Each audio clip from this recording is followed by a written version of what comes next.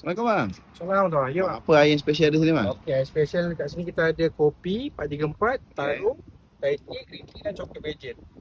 Okey, So, kalau best seller kita ada Thai tea dan green tea lah. bang saya nak try green tea. Lepas tu Abang abang nak letak try tahu fufah. tahu apa boleh bang.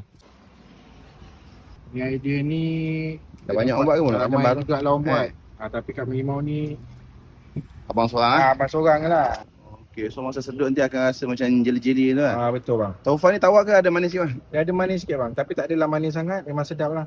Okey bang. Okey, Abang siap. tak nak try kopok leko ke bang? Ada kat bang? Sini kita ada kopok leko daripada Kelantan lah. Kelantan. Macam mana harga bang? Harga dia kita kira RM5-2. Boleh saya nak RM4 lah. Apa nak yang biasa, yang panas-panas pun kita ada. Abang goreng panas bang, bagus dah. Boleh, tak ada hal.